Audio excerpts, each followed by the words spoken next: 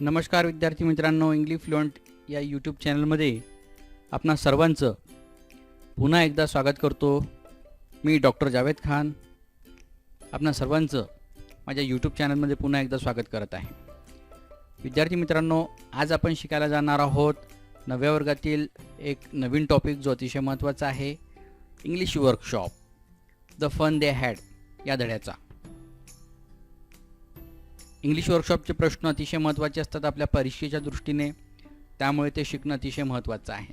तर आज आपण द फन दे हॅड जो इसाक असिमो यांनी लिहिलेला धडा आहे आपल्या स्टँडर्ड 9th मध्ये इंग्लिश कोर्स बुकमधील, आणि आपलं बोर्ड आहे महाराष्ट्र स्टेट बोर्ड, यामधील हा इंग्लिश वर्कशॉप आपण शिकायला जाणार आहोत। शेवटपर्यंत व्हिडिओ बघा, कारण तुम्हाला सगळ्या प्रश्नांची उत्तरं अतिशय चांगल्या पद्धतीने मी समजून सांगणार आहे। इन्क्लुडिंग लँग्वेज स्टडीसुद्धा आपण यामध्ये घेणार आहोत, म्हणून पूर्ण व्हिडिओ बघणं आवश्यक आहे। विद्यार्थी मित्रांनो, सुरू करण्यापूर्वी आपणास पुन्हा एकदा विनंती करतो, जर तुम्ही चॅनलला सबस्क्राईब केलं नसेल तर चॅनलला सबस्क्राईब करून घ्या व येणाऱ्या नवीन व्हिडिओजसाठी नोटिफिकेशन आधी तुम्हाला यायला हवी म्हणून बेल आयकॉनवर क्लिक करायला विसरू नका।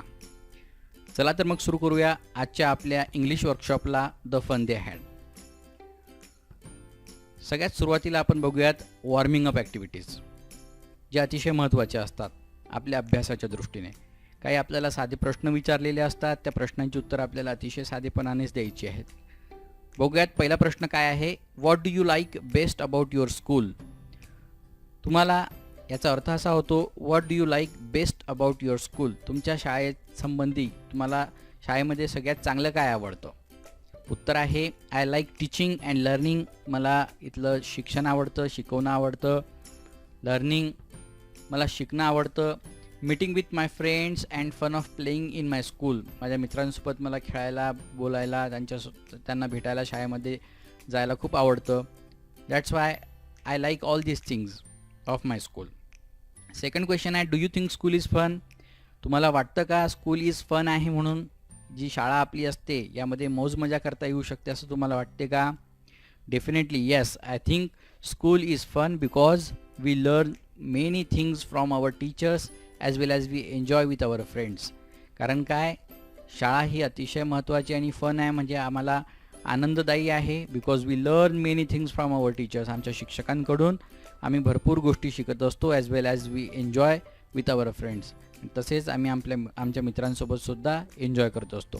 So this is the place where you learn many things and if you want to become a good citizen of India or the nation, you have to attend the school and there are lots of friends that you meet at your school, in your school, and you play many things over there. That's why school is fun. Okay, now third question is, which is the part that you don't like, तुमच्या शाळेचा कोणता भाग जो आहे तो तुम्हाला आवडत नाही। what are the things that you don't like about your school? So certainly I don't like examination of our school, प्रत्येकाला परीक्षा ही बिलकुल आवडत नसते, because here you are judged whether you are good or bad or whatever the marks are there. So we have the fear of examination, that's why you can give the answer in this way. How often should the teacher give you a test? तुम्हाला शिक्षकांनी taste ज्या आहेत किती द्यायला हव्यात। आपल्या नेहमी परीक्षा होत असतात, तर त्या परीक्षा किती प्रमाणात तुम्हाला दिल्या गेल्या पाहिजेत असं इथे सांगायचा अर्थ आहे। The teacher should give us a test at the end of the year only, शिक्षकांनी आम्हाला केव्हा दिली पाहिजे। These are the just example, these are the questions, I am giving you the example answers here, you can also write your own answers here. Okay, so it is not necessary that you should give this answer only, so this is just a prototype, you can have these answers also, or you can change the answer also. Okay, so the teacher should give us a test at the end of the year only, वर्षाच्या शेवटीच आम्हाला शिक्षकांनी taste दिली पाहिजे असा याचा अर्थ होतो। Okay, let's move towards the next question. Classify, listen carefully and write each word in the appropriate column or columns. Classify नावाचा एक आपल्याला हे दिलेला आहे, म्हणजे वर्गीकरण करायचं आहे। काही शब्द आपल्याला दिलेले आहेत, या शब्दांना आपल्याला विविध कॉलम्समध्ये क्लासिफाय करायचं, ज्यामध्ये एन्शियंट आहे, मॉडर्न आहे आणि फ्युचरिस्टिक आहे, असे 3 आहे। तर त्यामध्ये आपण त्याला जे काही शब्द दिलेले आहेत त्यांना क्लासिफाय करूयात, बघूयात काय उत्तर आहे त्याचं। तर एन्शियंट म्हणजे प्राचीन, मॉडर्न म्हणजे आधुनिक, फ्युचरिस्टिक म्हणजे जे भविष्यामध्ये होणार आहे त्या गोष्टी. तर आपण बघूयात कोणकोणत्या गोष्टी कशा कशा इथे वापरलेल्या आहेत. तर एन्शियंटचा अर्थ मी तुम्हाला सांगितलाच आहे, प्राचीन म्हणून. तर बघा व्हील्स जे आहेत म्हणजे चाकाचा शोध हा आधीच लागलेला आहे म्हणून एन्शियंटमध्ये गेलो आपण. बुलक कार्ट्स बैलगाड्या, हॉर्स ड्रॉन कॅरेजेस म्हणजे घोडागाडी, टॉंगा दिलेला आहे इथे म्हणजे टांगा जो घोड्याचा असतो तो. त्यानंतर फ्लॉपी डिस्क ज्या आहेत ज्या कम्प्युटरमध्ये वापरल्या जात होत्या त्या आता राहिलेल्या नाही आहेत. आता आपण CD DVD किंवा पेनड्राईव्ह लावतो म्हणून मी त्याला एन्शियंटमध्ये टाकलेलं आहे बघा. ॲक्सेस म्हणजे कुऱ्हाड, मॉर्टर अँड पेसल म्हणजे खलबत्ता जो एन्शियंटपासून वापरला जातो आहे. मॉर्टर म्हणजे आपला जो खळं जे असतं ज्यामध्ये आपण कोणती गोष्ट ठेचतो वगैरे तर त्या खलबत्त्याला मॉर्टर अँड पेसल असं म्हणतात. ब्रशेस असतील हे सुद्धा एन्शियंटमध्ये वापरले जातात वेगवेगळ्या प्रकारचे. अर्दन स्टोव्ज म्हणजे चुली यासुद्धा एन्शियंटमध्ये येतात. मॉडर्नमध्ये भरपूर येतात गोष्टी त्या बघा काय काय आहेत. बायसिकल्स आहेत, बुलेट ट्रेन्स आहेत, स्कूल आहे, टार रोड्स म्हणजे डांबरी रोड, होमवर्क हे सुद्धा मॉडर्नमध्ये दिलं जातं. शिप्स आहे, स्पेसशिप्स आहे ज्या अंतराळामध्ये घेऊन जाण्यासाठीच्या ज्या स्पेसशिप्स आहेत त्यासुद्धा आता मॉडर्नच आहेत. फ्युचरिस्टिक या आधी होत्या परंतु आता त्या आपल्याला दिसतात. स्पेसमध्ये आपण भरपूर जे काही सॅटेलाईट्स आहेत ते पाठवत असतो म्हणून स्पेसशिपसुद्धा उपलब्ध आहेत.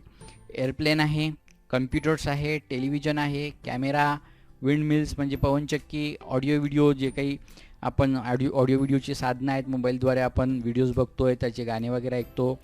अर्थ मूव्हर्स म्हणजे जे काही आपण बुलडोझर वगैरे असतील त्याला अर्थ मूव्हर्स वगैरे असं म्हणतात. हॉट एअर बलून्स आहेत, त्यानंतर गरम हवेचे फुगे जे वरती उडतात. टेलिफोन हे सुद्धा मॉडर्नमध्ये येतं. मोबाईल फोन्स मॉडर्नमध्ये आहे. हेडफोन्स गाणी ऐकतो आपण मॉडर्नमध्ये आहे. बुक्स आहेत, नोटबुक्स आहेत, टेस्ट्स आहेत, व्हॅक्यूम क्लीनर्स आहेत, बॉल पेन्स आहे, solar lamps, umbrellas, water on tap म्हणजे नळातून पाणी जे येतं आत्ताच येतं ते एन्शियंटमध्ये नव्हतं मॉडर्नमध्ये येतं. इलेक्ट्रिक लॅम्प्स आहेत हे सुद्धा मॉडर्न आहेत. कॅन्डल्स आहेत आपल्या, फॅन्स आहे, एअर कंडिशनर्स आहेत. ग्रामर व्याकरणसुद्धा आत्ता आपण मॉडर्नमध्ये शिकत आहोत. जिओग्राफी आहे, भूगोल हा सुद्धा मॉडर्न भाग आहे. मायक्रोबायोलॉजी हा विषयसुद्धा जो आहे मॉडर्नमध्ये कन्सिडर केला जात असतो. Okay, now let's see what are futuristics. फ्युचरिस्टिक्समध्ये थोडंसं कमी आहे. रोबोट्स जरी मी फ्युचरिस्टिकमध्ये टाकलेलं असेल तरी ते मॉडर्नमध्ये सुद्धा उपलब्ध आहेत मित्रांनो. परंतु रोबोट्स जे आपण भविष्यामध्ये बघणार आहोत की सगळे कामं हे रोबोट्सच्या साहाय्याने होतील. इवन आपल्या घरातली सुद्धा जे काही कामं असतील हे रोबोट्सच्या साहाय्याने केल्या जाणार आहेत. तर त्याला म्हणून फ्युचरिस्टिक टाकलेलं आहे. फ्लाईंग कार्स अजून आलेल्या नाही आहेत म्हणजे हवेमध्ये उडणाऱ्या कार्स वगैरे असतील तर अशा काही कार्सचा आता एक्सपेरिमेंट सुरू आहे ज्या हवेमध्ये सुद्धा उडू शकतात, पाण्यामध्ये सुद्धा जाऊ शकतात आणि रस्त्यावर सुद्धा चालू शकतात. So these kind of cars will also be made. So this is how the whole classification is there. Now let's move towards the next question. Listen to the pronunciation of these words and practice saying them properly yourself. आता हे जे शब्द खाली दिलेले आहेत या शब्दांची pronunciation तुम्हाला ऐकायचे आहेत and you have to practice them by yourself. Okay, so the first word is grandfather, second word is geography, satisfactory, superior, pronouncing, betcha, nonchalantly.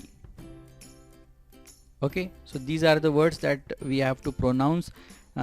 So you try to pronounce them and then have the practice of the pronunciation of these words. Okay, so now let's move towards the next question. The next question is margin questions. या margin मध्ये questions दिलेले आहेत, भरपूर questions आहे या धड्यामध्ये ते आपण बघणार आहोत. The first question is when does the story take place? He story केव्हा घडते? मार्जी आणि टॉमीची स्टोरी तुम्ही बघितलेलीच आहे, आपण पूर्ण धडा बघितलेला आहे. धडा पूर्ण समजून घेण्यासाठी मी वरती तुम्हाला लिंक देतो, त्या लिंकमध्ये जाऊन तुम्ही पूर्ण धडा समजून घेऊ शकता. तर ही कथा कधी घडलेली आहे तर ते सांगायचं आहे. तर ही कथा घडलेली आहे the story takes place on 17 May 2157. 17 May 1957मध्ये ही स्टोरी घडत आहे म्हणजे फ्युचरमध्ये घडणार आहे. आपल्याला इमॅजिन करायचं आहे की आपण 1957मध्ये गेलेलो आहोत आणि मग त्या 1957मध्ये गेल्यानंतरचं जे काही जग असेल तिथे कशा पद्धतीचे बदल झालेले असतील भविष्यामध्ये ते कन्सिडर करून तुम्हाला हा धडा समजून घ्यायचा आहे. ओके, सो पहिल्या प्रश्नाचं उत्तर हे झालं. Second question, what does Margie mean by a real book? Margie म्हणते अ रिअल बुक. तर रिअल बुक म्हणजे तिला काय म्हणायचं आहे त्या ठिकाणी? उत्तर आहे by saying real book Margie means to say that a book on which all the stories were printed on paper. तिला म्हणायचं आहे असं पुस्तक ज्याच्यावर सगळ्या स्टोरीज ज्या आहेत त्या पेपरवर प्रिंट केलेल्या असतात, असं पुस्तक जे आपण वापरतो. ओके, आता हे 1957मध्ये असे पुस्तकं उपलब्ध राहणार नाही आहे. That's why she is using another book. दुसऱ्या क्वेश्चनमध्ये येणार आहे आपल्याला, तर त्याचं उत्तर आपण बघूयातच. तर मार्जीला रिअल बुक म्हणजे a book on which all the stories were printed on paper, ज्याच्यावर ज्या पुस्तकांवर पेपरवर सगळ्या गोष्टी प्रिंट केलेल्या असायच्या असं पुस्तक. Okay, next. Margie and Tommy use telebooks. What are they like? Margie आणि टॉमी हे टेलीबुक्स वापरायचे. ते कशा पद्धतीचे होते? तर बघा, Margie and Tommy use telebooks. They are digitally printed and can be read on television screen. हे जे पुस्तकं टेलीबुक्स ते वापरत होते मार्जी आणि टॉमी, हे कशा पद्धतीचे होते? दे आर डिजिटली प्रिंटेड. डिजिटल स्वरूपात ते उपलब्ध होते and can be read on television screen. आणि ते टेलिव्हिजन स्क्रीनवर सुद्धा बघितल्या जाऊ शकत असतात. आता आपल्याजवळ असे पुस्तकं उपलब्ध आहेत. ही आता it is not the thing, this is not a futuristic thing actually. We also have the access of telebooks with us. ॲमेझॉनच्या किंडलवर म्हणा किंवा तुम्ही बालभारतीच्या वेबसाईटवर जाऊन आपली पुस्तकं जी अभ्यासक्रमाची आहेत ती सुद्धा डाउनलोड करू शकता आणि आपल्या मोबाईलमध्ये तुम्ही ते बघू शकतात, आपल्या कम्प्युटरवर बघू शकता, आपल्या टेलिव्हिजनवर सुद्धा ते तुम्ही वाचू शकता. So we have this telebooks with us. Okay. Fourth question is Margie uses a diary. What would it be like? Margie ही डायरी वापरते, ती कशा पद्धतीची असू शकते? So the diary which is used by Margie would be like a mobile phone which stores data in a digital form. Margie जी diary वापरते ही कशा पद्धतीची असू शकते? आपण इमॅजिन करू शकतो. It may be like a mobile phone which stores data in a digital form. Digital फॉर्ममध्ये सगळा डाटा जो काही आहे त्या मोबाईलमध्ये आपण जसं स्टोअर करतो. We can also write our notes, we can also write our diary or daily routine in our mobile phones also. So that kind of diary may be used by Marji. So this is how these four questions are there. Let's move toward the other questions. पुढचे questions बघूयात आपण. पहिला question, fifth question आहे, what do we understand by the words took the teacher apart? took the teacher apart याचा अर्थ काय?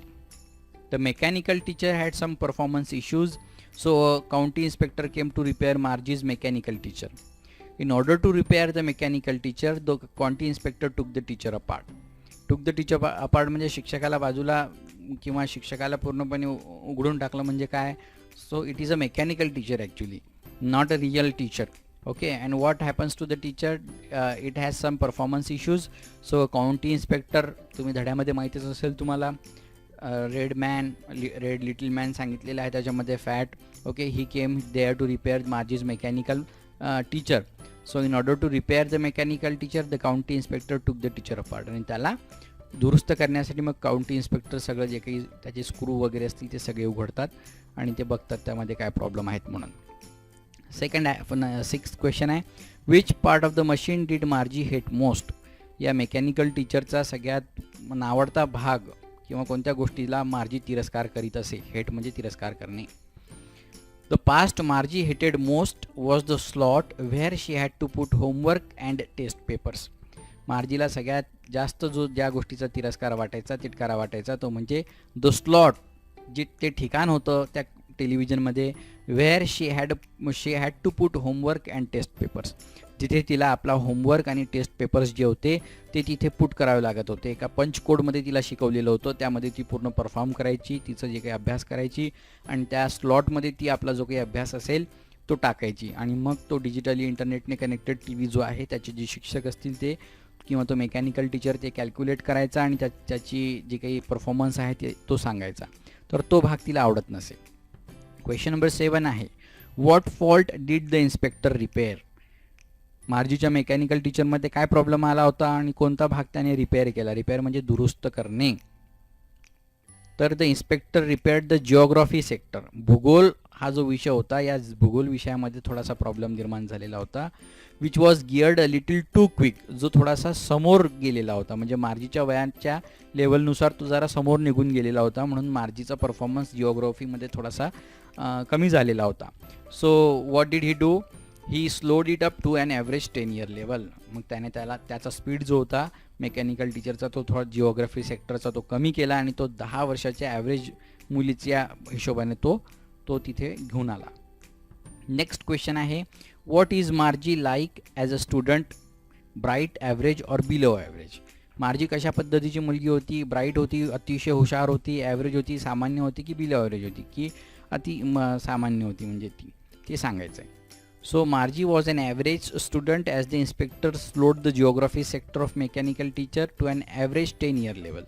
आपण काय सांगू शकतो, मार्जी ही थोडीशी ॲव्हरेज पद्धतीची मुलगी होती, कारण इन्स्पेक्टरने जिओग्राफी सेक्टर जो होता तो ॲव्हरेज लेवलला 10 इयर लेवलला तो सेट केलेला होता. म्हणजे मार्जी जर हुशार असती तर तिने जिओग्राफीचं सेक्टर थोडंसं चांगल्या पद्धतीने परफॉर्मन्स करून देऊ शकली असती, परंतु त्यामध्ये ती व्यवस्थित परफॉर्मन्स दाखवत नव्हती, म्हणजे ती थोडीशी ॲव्हरेज होती. That's why we can conclude with these sentences. Okay, you will not find the answer in the text. Okay, so you have to just infer the answers. तुम्हाला थोडंसं कन्क्लुजन स्वतःच काढावं लागेल, समजून घ्यावं लागेल, then you can write the answer. Okay, next question आहे, 9th question दिलेला आहे, do you think the school described in the book existed centuries ago. पुस्तकामध्ये सांगितलेली जी शाळा आहे in the book existed centuries ago, ही काही 100 वर्षापूर्वी, ती शतकांपूर्वी एक्झिस्टेड म्हणजे अस्तित्वात होती असं तुम्हाला वाटतं का.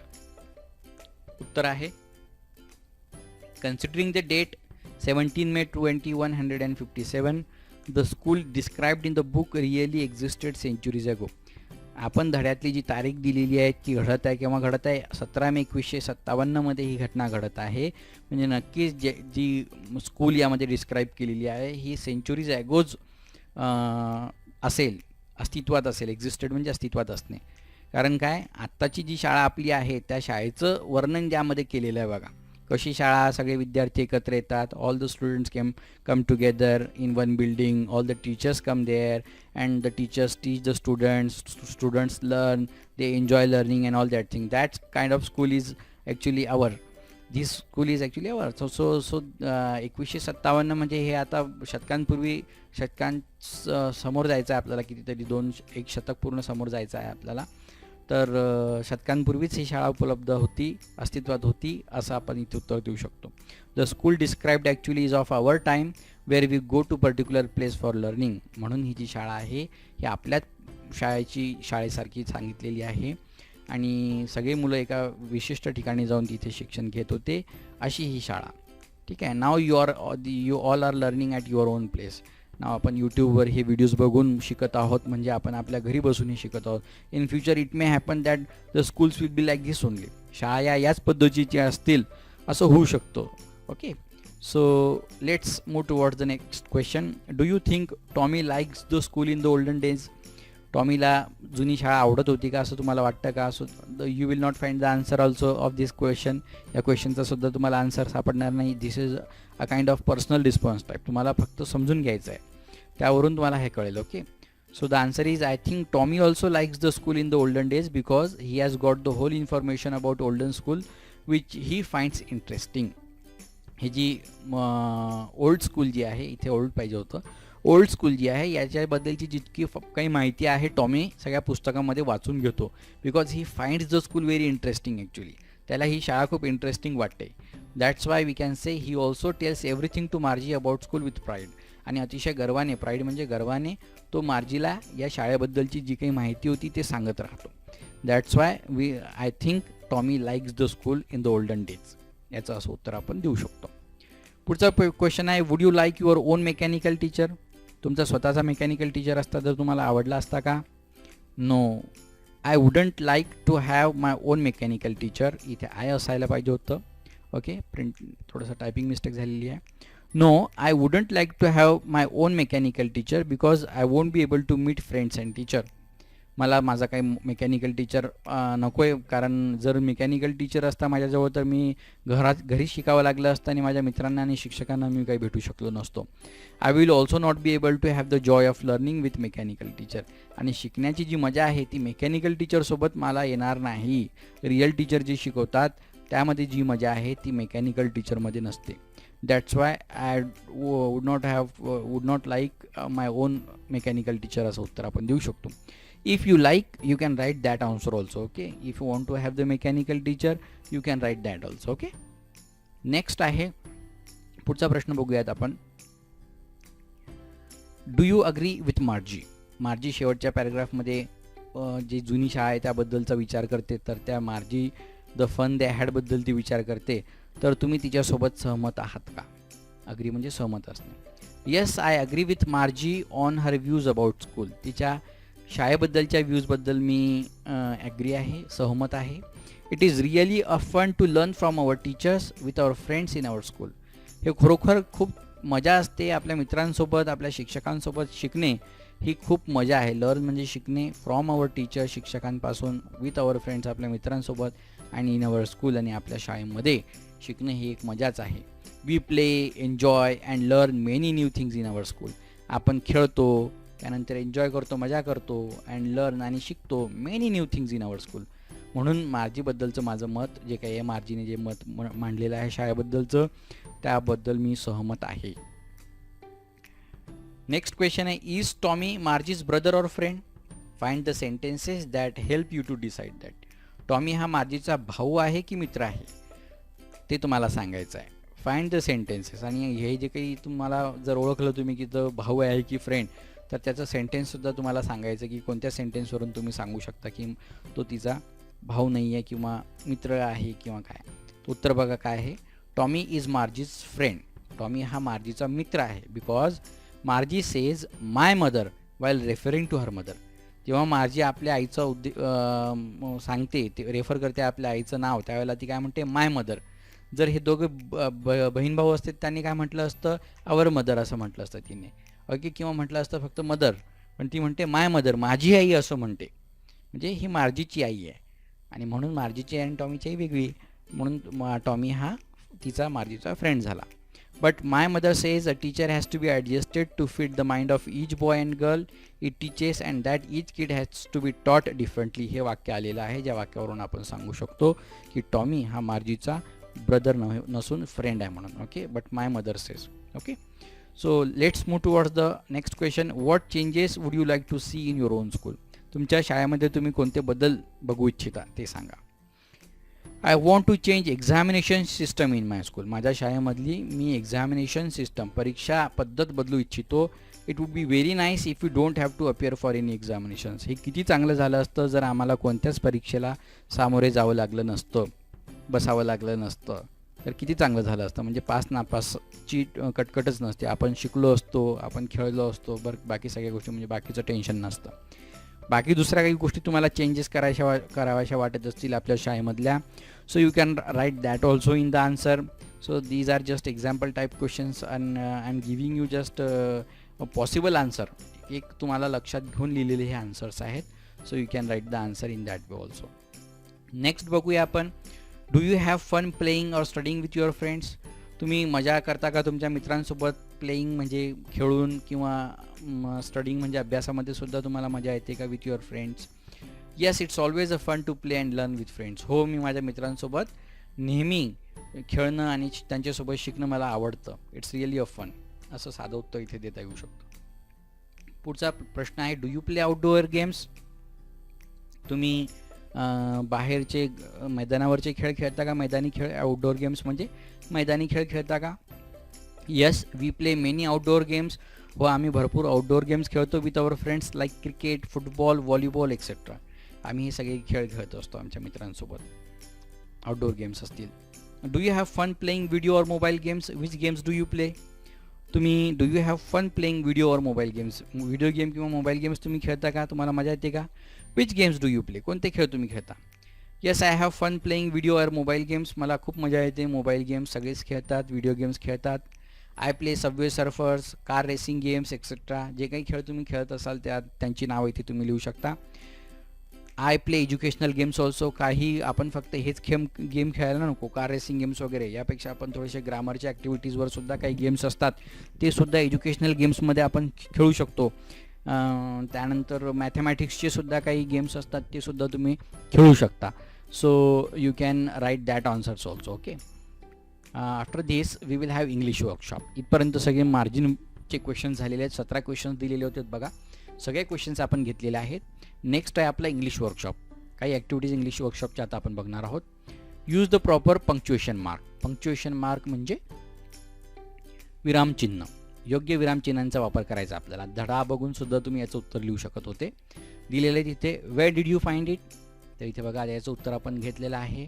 इन्व्हर्टेड कॉमर्स वापरलेले आहेत आणि शेवटी where did you find it प्रश्न विचारलेला आहे म्हणून क्वेश्चन मार्क आहे. दुसरा आहे व्हॉट इज इट अबाउट. पुन्हा प्रश्न आला, पुन्हा inverted commas question mark.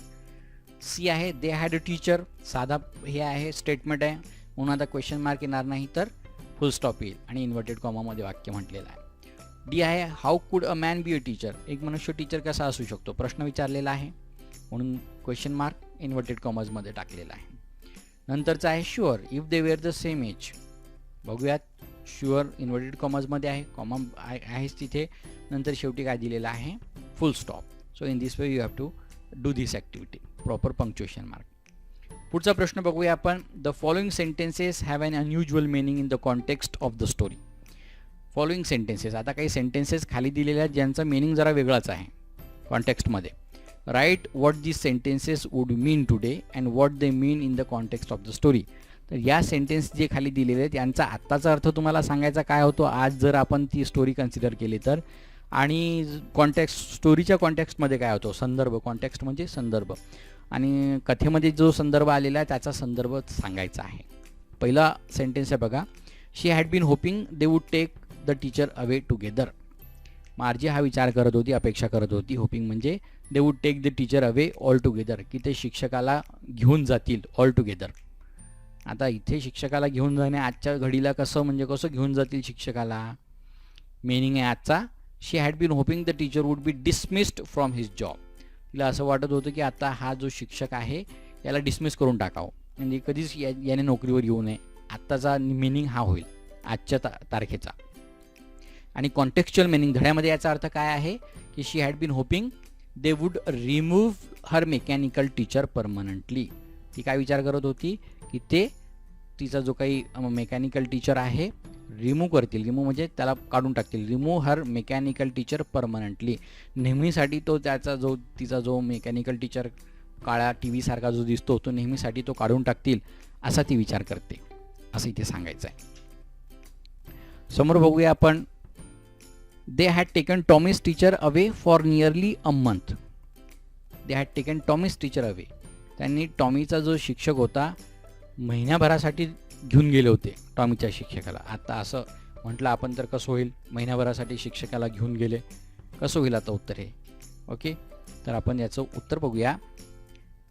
Meaning आजचा त्याचा होतो they had suspended Tommy's teacher for a month. एका महिन्यासाठी शिक्षकाला काढून टाकलं. सस्पेंडेड म्हणजे नोकरीवरून काढून टाकलं एका महिन्यासाठी असा त्याचा आजचा अर्थ होऊ शकतो. कॉन्टेक्स्च्युअल मिनिंग काय आहे. They had taken Tommy's teacher for repairing nearly a month. टॉमीच्या शिक्षकाला रिपेअरिंगसाठी त्यांनी एक महिना दूर घेऊन गेलेले होते रिपेअरिंगसाठी कारण तो मेकॅनिकल टीचर आहे. पुढचे वाक्य सेंटेन्सेस बघूयात आपण. It wasn't a regular teacher it was a man. तो एक रेग्युलर टीचर नव्हता तो एक मनुष्य होता. आजचा मिनिंग जर बघितला आपण तर he wasn't a teacher who teachers regularly. तो शिक्षक नव्हता नेहमी जो शिकवणारा शिक्षक होता तो नव्हता तर he was some other person. तो दुसराच कोणतरी व्यक्ती होता जो शिकवत होता. आजचा मिनिंग हा होईल. आणि कॉन्टेक्स्च्युअल मिनिंग काय आहे जो धड्यामध्ये सांगितलेला आहे. The teacher referred in the book was not like the mechanical teacher who teaches Tommy and मार्जी.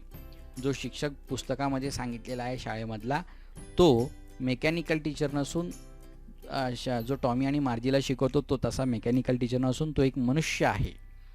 मनुष्य शिकवतो. जसं आज तुम्हाला मनुष्य शिकवतात तसं भविष्यामध्ये मनुष्य शिकवतीलच याची गॅरंटी नाही. मेकॅनिकल टीचर असू शकतात कम्प्युटरद्वारेच तुम्ही शिकाल सगळं असं इथे सांगायचा अर्थ आहे.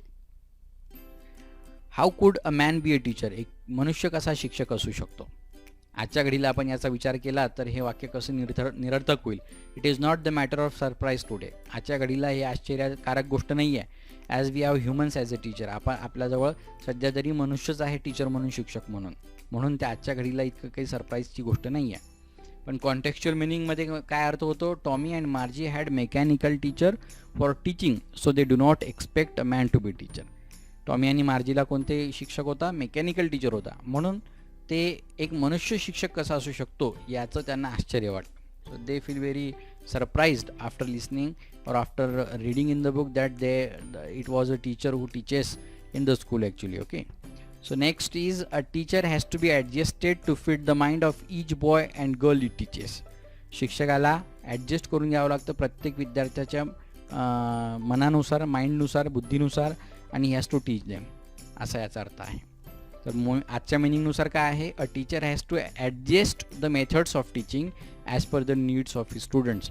म्हणजे शिक्षकाने काय ॲडजस्ट करायचं, आपल्या टीचिंगच्या मेथड्स, आपण कसे शिकवत आहोत, आपल्या शिकवण्याच्या पद्धतीमध्ये बदल करून विद्यार्थ्याच्या हिशोबाने स्वतःमध्ये बदल घडवून आणून शिकवायला हवं, असा त्याचा आजचा अर्थ होतो.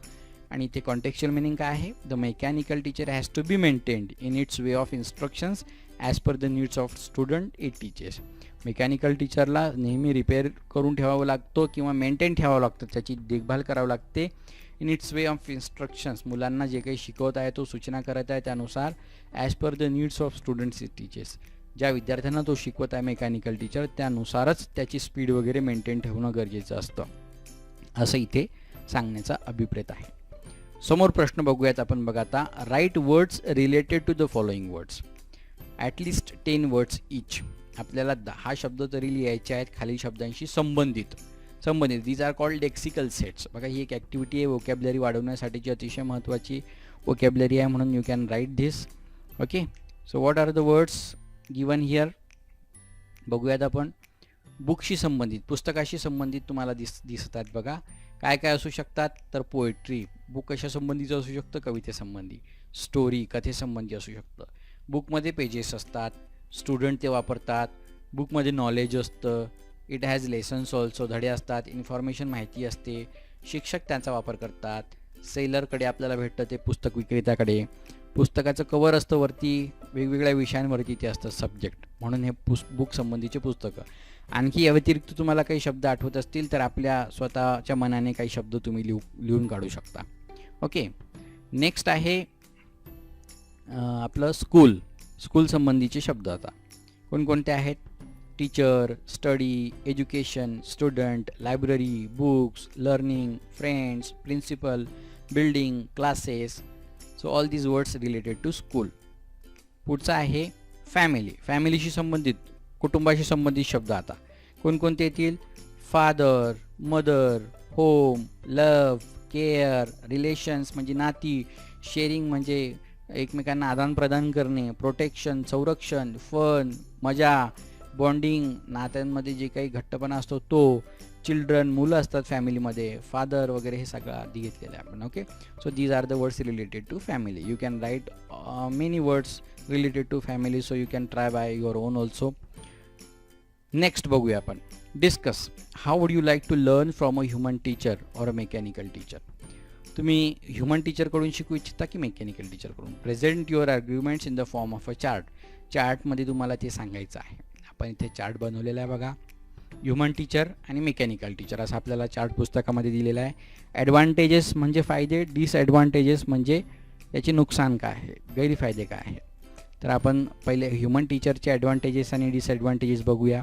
काय चांगल्या गोष्टी आहेत आणि काय वाईट गोष्टी आहेत. पहिला आहे real teaching, really a fun. म्हणजे रिअल टीचिंग असते ह्युमन टीचरकडून आणि हे फन देणारी किंवा मजेशीर गोष्ट असते. Human teacher guides us, advantage आहे ते मार्गदर्शन करतात. Human teacher adjusts as per the students need, विद्यार्थ्यांच्या गरजेनुसार ते स्वतःला ॲडजस्टमेंट करतात. Human teacher makes us understand the topic, कोणताही टॉपिक आम्हाला समजून सांगतात. And human teacher solves our difficulties, आमच्या डिफिकल्टीज ज्या असतात त्या सॉल्व्ह करतात. ठीक आहे. त्यांच्या ह्युमन टीचरचे काही गैरफायदे दिलेले आहेत ते बघा काय आहेत. समटाईम्स पनिशेस अस, कधीकधी आम्हाला शिक्षा करतात.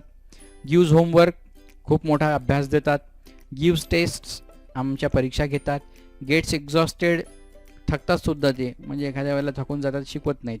किंवा कॅन बी ऑन लिव्ह, आणि ह्युमन टीचर हे कधीकधी सुट्टीवर सुद्धा जाऊ शकतात. म्हणजे आम्हाला आज शिकायचं आहे आणि त्या दिवशी ते सुट्टीवर आहेत. So these are the disadvantages. Mechanical टीचरचे ॲडव्हान्टेजेस बघूयात आपण. नेवर गेट्स टायर्ड, कधीच थकत नाही. ऑलवेज अवेलेबल, नेहमी उपलब्ध असतो. ऑडिओ व्हिडिओ लेसन्स असतात मेकॅनिकल टीचरमध्ये, म्हणजे एखाद्या कम्प्युटरवर किंवा टी व्हीवर आपण शिकवत आहोत असं इमॅजिन करायचं आहे आपल्याला, म्हणून ऑडिओ व्हिडिओ लेसन्स असतात म्हणून ते आवडतात. मूवी लाईक लेसन्स, एखाद्या पिक्चरसारखे सगळे समोर लेसन्स सुरू असतात म्हणून ते आवडतात. लर्न ॲज पर कन्व्हिनियन्स, आणि आमच्या सोयीनुसार आम्ही कम्प्युटरवर शिकू शकतो, आमच्या मेकॅनिकल टीचरवर शिकू शकतो. डिसएडव्हान्टेजेस काय आहेत? गिव्ज होमवर्क, हा सुद्धा मेकॅनिकल टीचरसुद्धा होमवर्क देतो. गिव्ज टेस्ट, हा सुद्धा टेस्ट देतो. Not available when power cut, line गेली तर अवेलेबल नसतो. Can have technical problems, mechanical टीचरमध्ये टेक्निकल प्रॉब्लेम्स येऊ शकतात. And it also damages eyesight, आणि आपल्या डोळ्यांवर याचा परिणाम होऊ शकतो. जास्त काळ आपण मेकॅनिकल टीचरकडे बघत राहिलो तर आपल्या डोळ्यावर परिणाम होऊ शकतो. So these are the disadvantages of mechanical teacher. समोर बघूया आपण, rewrite the following using complete words instead of contracted forms. आता खालील दिलेले जे सेंटेन्सेस आहेत त्या काही कॉन्ट्रॅक्टेड फॉर्म म्हणजे संक्षिप्त रूप वापरलेले आहेत, यांना आपल्याला संक्षिप्त रूप न वापरता यांचं सरळ रूप करायचं, आपल्याला कंप्लीट वर्ड्स वापरायचे आहेत आणि पुन्हा लिहायचे आहेत वाक्य. ओके, बघूया त्यांची उत्तर. पहिला आहे व्हेन यू आर थ्रू, म्हणजे यू आर जे आहे याला यू आर थ्रू असं केलेलं आहे. दुसरं आहे and it is good for plenty more, it's good for plenty more सांगितलेलं आहे. तिसरं आहे I wouldn't throw it away, तर याचं उत्तर येतं I would not throw it away. चौथं आहे she hadn't seen as many telebooks, म्हणजे she had not seen as many telebooks. नंतर आहे what is it about, what is it about, what's it about असं सांगितलेलं आहे. I have slowed it up असं दिलेलं आहे, याचं होतं I have slowed it up. I don't know, हे तुम्हाला येईल आय डू नॉट नो. त्यानंतर it wasn't a regular teacher, it was not a regular teacher. So in this question we learn many contracted forms also. Contracted forms आपण शिकतो आणि त्यांचे form complete form काय आहेत, कंप्लीट वर्ड्स काय आहेत ते सुद्धा इथे शिकलेलो आहोत आपण. So you can note down in your notebooks also.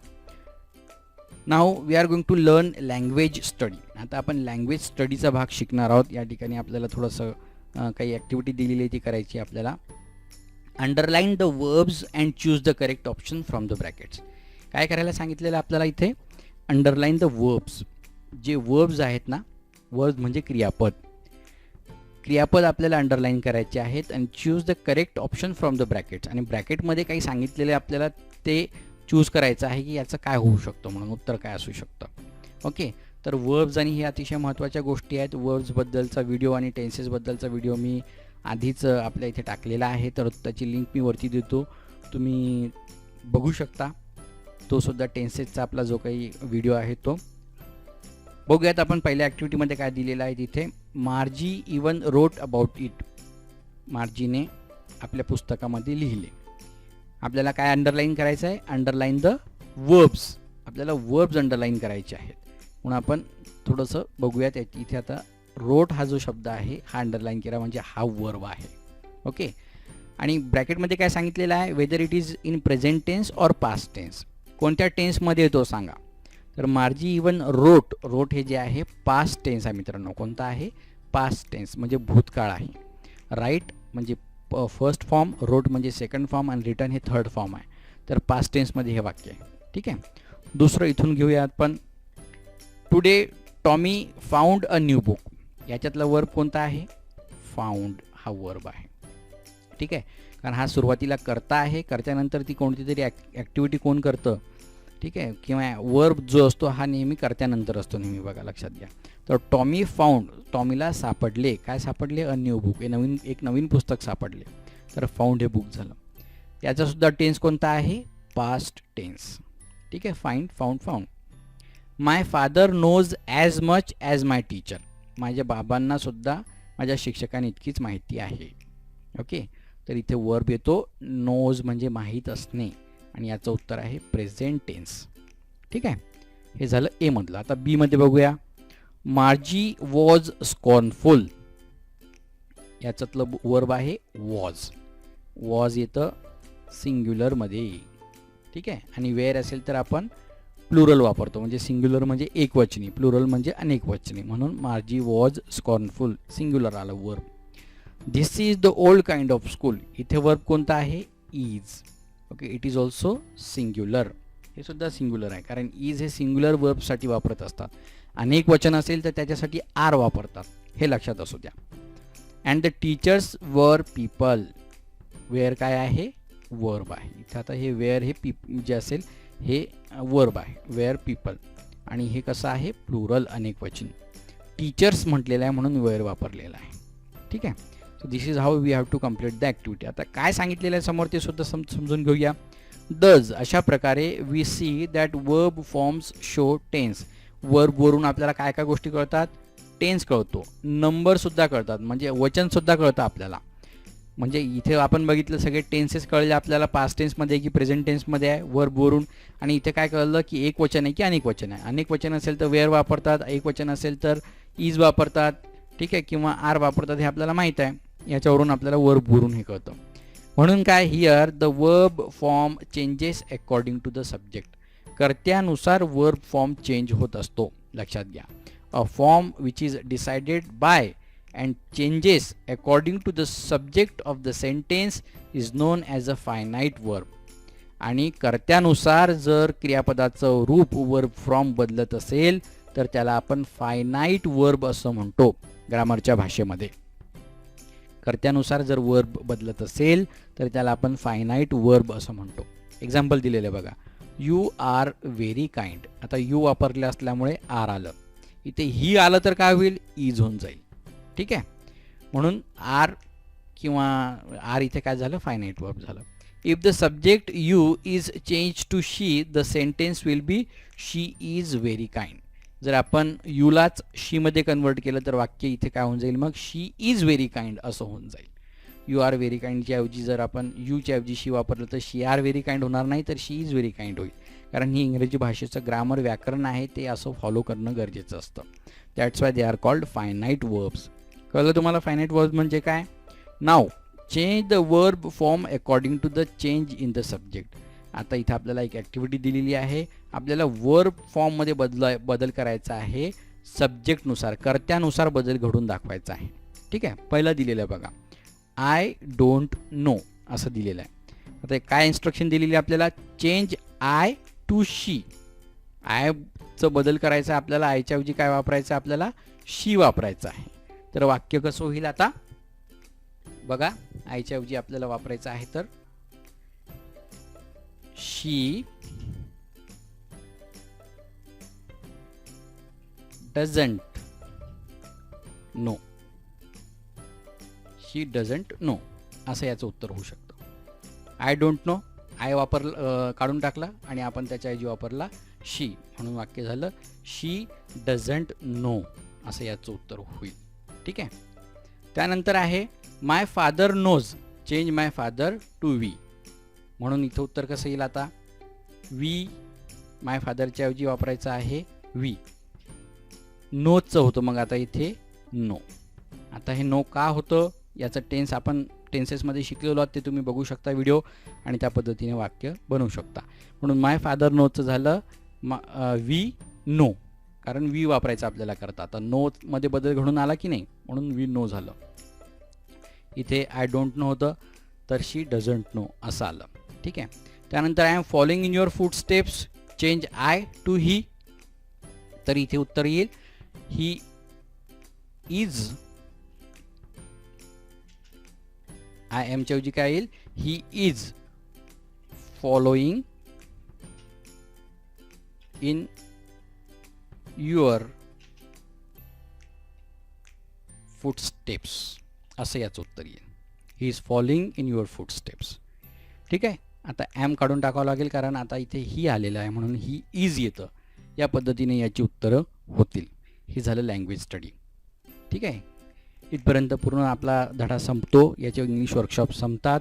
जर तुम्हाला इंग्लिश फ्लुएंट चॅनलवरचा हा व्हिडिओ आवडला असेल तर चॅनलला नक्की सबस्क्राईब करा. आणि जर तुम्हाला काही समस्या असतील तर कमेंट बॉक्समध्ये नक्की टाका. आणि चॅनलवर व्हिडिओ बघत राहा. इंग्लिश फ्लुएंट चॅनलला सबस्क्राईब करा आणि बेल आयकॉनवर क्लिक करायला विसरू नका. अजून चांगले व्हिडिओ आपण घेऊन येणार आहोत. आजच्यासाठी इतकं पुरे. Thank you very much.